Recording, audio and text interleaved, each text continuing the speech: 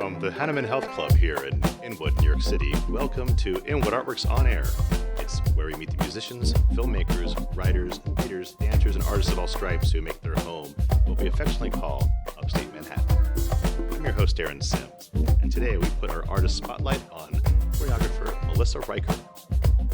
Melissa is the artistic director and choreographer of Kinesis Project Dance Theater, where she and her collaborators create large-scale dance performances in public spaces. Kinesis Project has core company members in New York City and Seattle, and the company regularly performs in both cities. Melissa is also the executive director of the Estrogenius Festival and founding co-producer of Women in Motion. Both are performance and development platforms celebrating and supporting women and non-binary artists.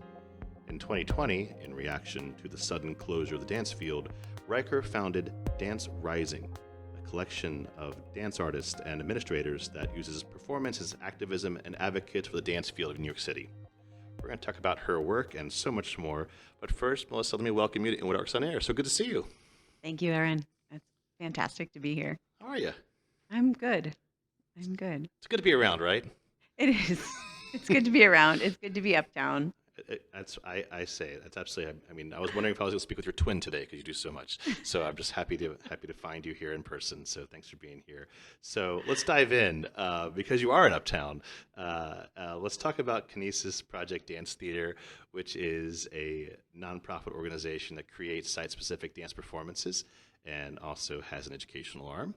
Can you tell us where the name for the company comes from? Sure. So kinesis is a suffix. It is cytokinesis, photokinesis, but it means movement. So when I was thinking about why I would want to bring together a community of artists to explore something, I knew that we would be exploring movement. We would always, whatever we generate, we will always be generating movement. So it just settled in there. Kinesis Project, a movement exploration is really what that means. And so you do.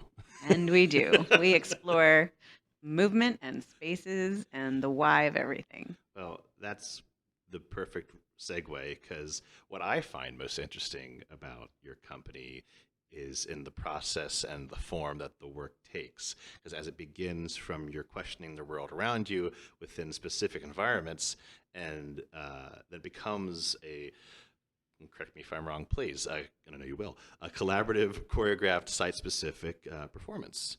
So can you speak to our listeners about your collaborative process with developing a project with dancers and Kinesis's way of working and designing art within public space? Absolutely. So something that might be a little bit unusual with Kinesis Project, with the work that we do in public spaces, is we actually start our work in the studio. We have a studio in the East Village, and I have a tendency to start the work with questions. So the dancers are usually in the room with me, and let's take our newest work right now, Searchlight. Searchlight started because I saw squid fishing in Seattle, and squid fishing takes place at night. Squid are attracted to light. So I was walking with a friend and I looked out on a pier, and what I saw was a pier going out to the water filled with people fishing in the dark with light pouring out over the water. So that light was going out over the water. It was kind of messed into the water itself. So there was that rhythm. And then the other element that was happening was a little bit of light getting caught in all of those fishing lines. The fishing lines were constantly moving because people were actively fishing. So the final interpretation to me, the final witnessing that I had, was this beautiful, chaotic rhythm that was light being caught in these tiny spaces, being sent and received. It started to kind of build this question into me that how do these rhythms work? What is it for light to be caught for just a moment? What is it for it to be sent? What is the magnetism of what we're drawn to? And then after a while, and certainly over the last couple of years, definitely over the last year and a half, what is that connection that continues to be between all of us? that is almost like this light being caught in this chaotic rhythm. So that's a lot. But then to peel apart that into questions and to bring that to my dancers, and then we all answer it with movement, is actually where our pieces start.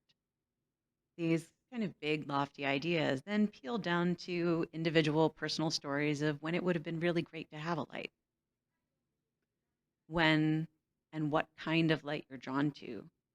We began researching light. We have a book of poetry that was written over 40 years of one poet's life called The Light Poems. And in those poems, he has deconstructed over 200 kinds of light. And so then in turn, we've taken those poems, we've deconstructed them, we've deconstructed those words.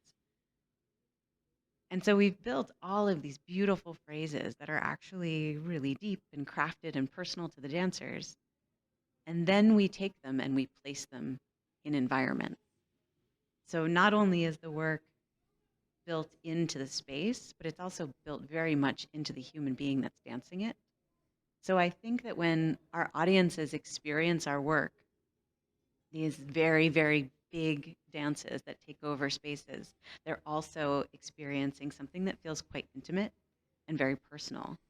So my hope always is that we're making something that affects the environment and affects the people that get to interact with that environment on a regular basis and see it just a little bit more differently and remember their own stories while also witnessing the dancers' stories. It's really great because that connection to a personal connection to the material, because as much of dance has been in the past, is that you learn certain patterns by rote that someone else put together, that this is the way we do it, this is the way it's always been done, and there's perhaps it's rigorous, perhaps it's not, but there's something that is prescribed. So what I really enjoy about yours is that it's not only is it original in many ways, not all the way, but it's not just original to you, it's original to everyone bringing their piece to it. So every time if you have a new dancer, it's coming in, it's a totally different experience. It is. It is. The dancers' voices, the dancers' individual voices are incredibly important to how the work is presented. So when a new dancer comes in, maybe they will be learning a role because this trajectory of this dancer's pathway is very important to the piece itself. But also, I will be working with them to find out what their story is and find out how they interpret this. And they will always be imbuing that other person's pathway with themselves. So, Very yeah, different. They're very different than just learning a track. Yes, absolutely. exactly. Yeah, we call it a track, but it's very Oh, do you different. really? I didn't know We that. do. I mean, Wow. the simplicity of the term of knowing what your path is. Right. Well, because there are certain, like, correct. There's certain guideposts you must hit. Right. You have. Exactly. It's not like, okay, good luck. See you at the end of the piece. Just go dance.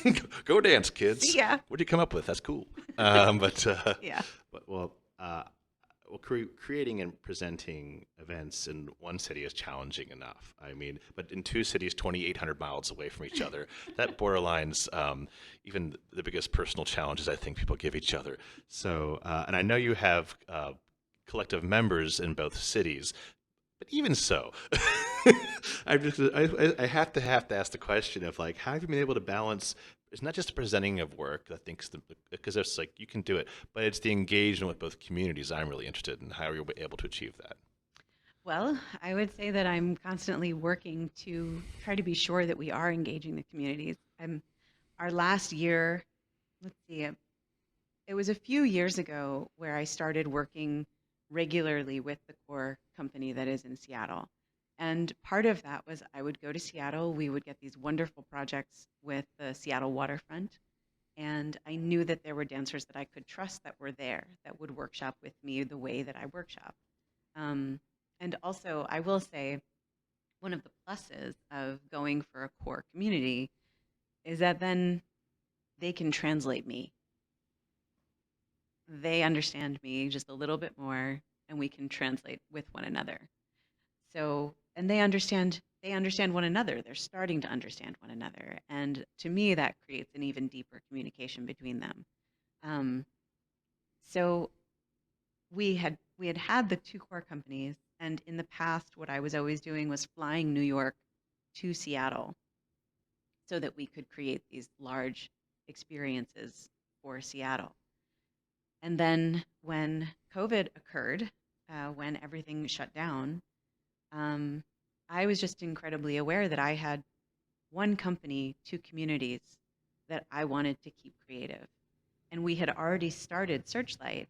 Searchlight was supposed to be premiering on the Seattle waterfront with the full company dancing as one piece, kind of in the first time we had ever built a full work with both halves of the company at the same time.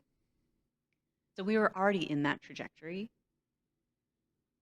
And I couldn't, it didn't make sense to me to pay attention to one coast and not the other, especially when everything was going virtual.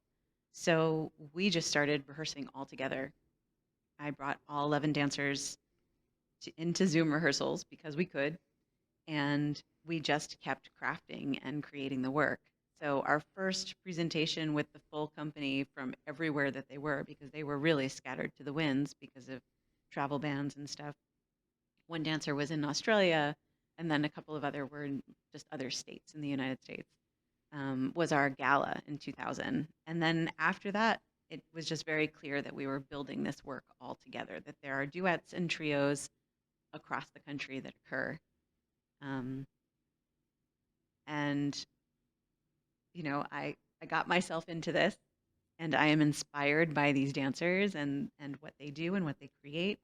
And we just kept creating. And in January of 2021, we really went for it with an experiment because I was determined, and I think determined is the right word. Incredibly stubborn might be another word, um, to bring them together and have them dance together. But I couldn't actually fly them to one another. So the solution was to live stream them to one another from different spaces.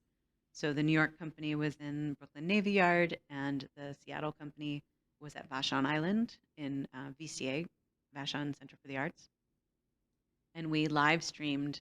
We weren't able to go in both directions, but we were able to live stream Seattle to New York. Sorry, backwards.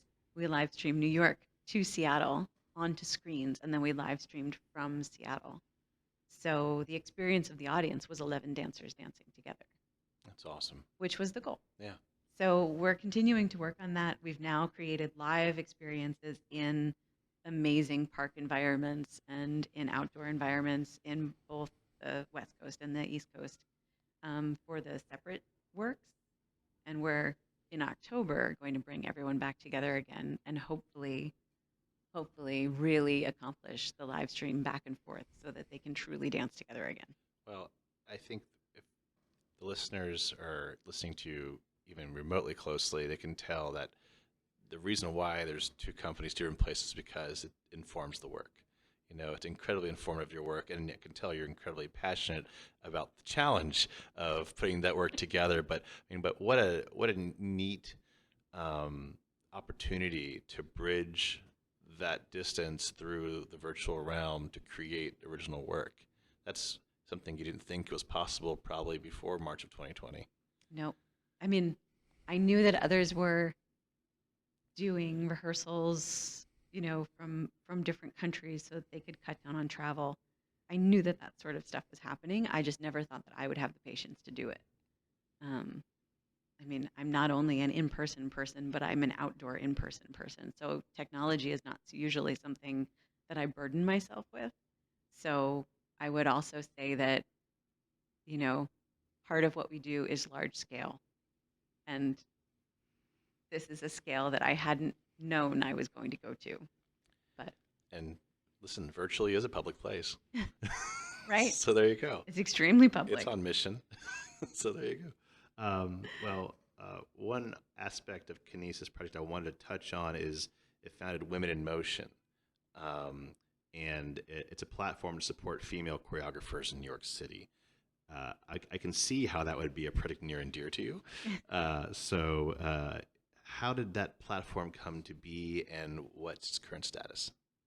Yeah, so happily that question kind of spurs a couple of other things, but Women in Motion was kind of co-founded with Fran Kermser, who is a producer and amazing presenter. And we were all part of an incredible theater called Manhattan Theater Source. The Manhattan Theater Source was a beautiful little brick box building in the West Village On McDougal Street. on McDougal Street. And I was one of the founding artists of Manhattan Theater Source. And in Manhattan Theater Source was an incredible woman named Fiona Jones.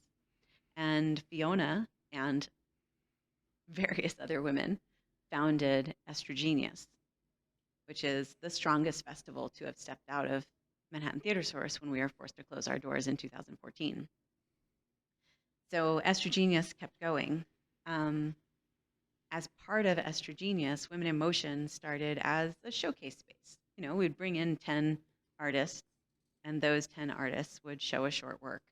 Over the years of taking on Women in Motion and seeing that it was truly necessary for female dance artists to also have a space and a place to share their voice in conjunction with Estrogenius, we started giving them more time and space and actually commissioning works from them. And then in roughly 2012 or 2013, I ended up with 2 more collaborators. I brought in some choreographers who had been working as part of Estrogenius. And Jess Edkins and Amber Sloan and Esther Palmer were artists that I brought in. And then we started to pay attention to what the field actually needed. And it was really clear that what the field needed was time to develop work. So we started offering female choreographers time to develop work. Now, in the last 5 or 6 years, in partnership with the Bang Group, which is another dance organization that's downtown run by David Parker and Jeffrey Kazin, we are able to commission 3 artists a year and ask them to develop a 20-minute work over that entire year. And thanks to the Bang Group, we always have a place to give them a fully produced show. So it has grown from let's just bring women together and make a show happen to time and space and mentorship and conversation and a cohort of female artists that we choose because we've been watching artists for a long time.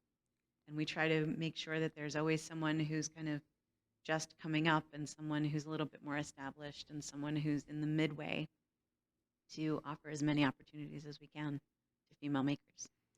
I mean, I just find it amazing because it goes beyond being an incubator for like dance. It goes on or for a person. Like it goes into a full project. Do you know what I mean? It's like you actually get tangible results from this. It's not just saying, "Hey, we think you have a lot of promise." It's actually really something it's a commitment to these artists, which I think is something that has been lacking. Well, in artists in general, but definitely women choreographers. Mm-hmm. So for that representation. So I think that's an amazing thing. And you segue perfectly into the we're touching on the bases, as I said, Melissa off camera earlier. It's like we hit the first base of Kinesis. We're going second base with, Women in Motion, and the third would be Estrogenius, I think, because I was at the festival in like 2003, and it's a incredibly. I remember this performance is so vividly. The Short Play Festival you all did down there at a Manhattan Theater Source, and little known trivia fact, that was where I did my first play coming into Manhattan in, what was it? Something with, that play should not be named. But anyway, but it was 2003 as well, where I did my first one-act play. Actually, it was my first one-act play here, which is, Manhattan Theater Source always has a near and dear spot in my heart too. Mm-hmm. But getting back to Estrogenius, because of its unique focus on art generated, choreographed, composed, and performed by artists who expand the definition of women and their festival, and I can see the overlap with your other projects, how it all makes sense for you to be a part of it. I had no idea you were the founder, though, or one of the founders or founding members. I had no idea about that originally. Yeah, definitely founding member, and I was cool. I was one of the artists that was in the beginning of Manhattan Theater Source, and Estrogenius. It took a little bit more pulling in, but as soon as it was clear that we were in the very beginning, and Fiona said to me, "But we need dance in this festival." There you go. So there we were. Everyone just looked on the table at you. So I know the answer to this question, but I'd like for you to share with people where the festival is now 20 years later. Sure. And I would love to also just make sure that everyone knows that.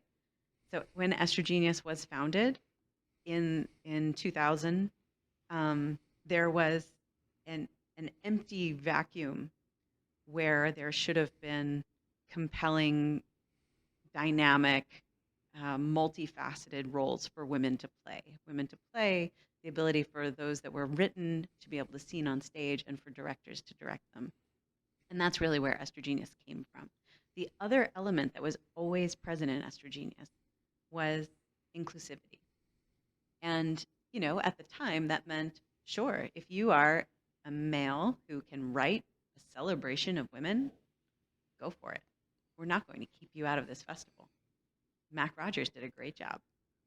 So that was always part of what Estrogenius was founded in. But from 2000 to 2021, what a women's work festival needs to be or how it can be defined has shifted and changed quite a lot. So roughly in 2016, I believe, 2016, 2017, I had brought in Maura Donahue to help me run the festival. And we're both choreographers, so we generate through bodies. And the body question, and the question that is in the dance community constantly and in the performance community constantly is where does the identity of women, why does it need to have a line? So we officially opened up what Estrogenius is, and we have it in our mission, and we have it in everything that we state, that Estrogenius is a platform for voices that need to be heard. And those voices are female identifying, non-binary, and racially diverse voices. Well, it's amazing how it's still around. I think Frigid is the one that keeps it up now with Ziv and those guys down there do a great job too in their own right. Yeah, that partnership is incredible, that we can bring in the artists and we can curate and they co-curate with us, and then they just give us this incredible platform. It's really wonderful. Absolutely. It makes me happy as someone, it's because part of my history here too, that it's still going strong.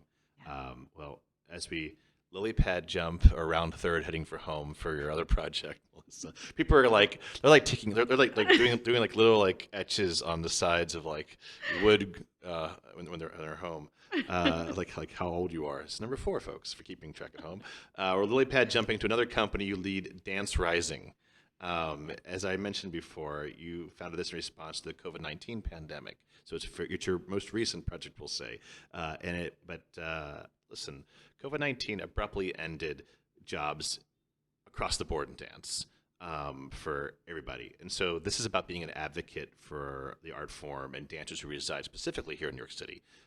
So it's been a fast and furious year and a half with this. So what has the response been, and is it galvanizing support with the dance field in New York, like Estrogenius has spark 21 years ago? Yeah.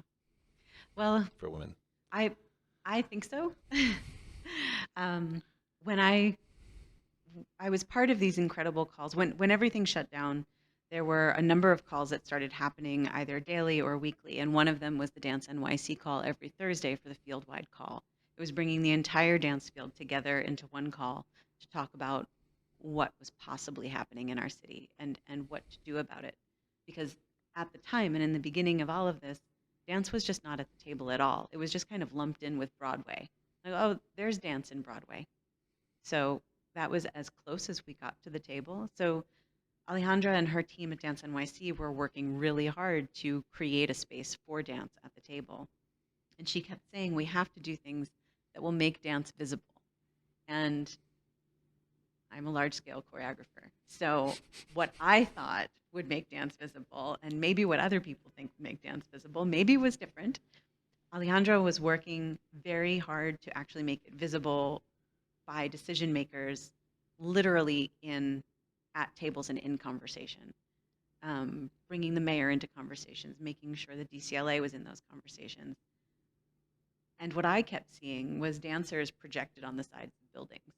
How can we make dance actually visible to New York to let people know and create the conversation that the reason they weren't seeing dance was because there was actually no way for us to do what we do. It's a physical art form. It takes place in groups. We gather people together. There there weren't even any mandates on how we could reopen. It wasn't even in the conversation.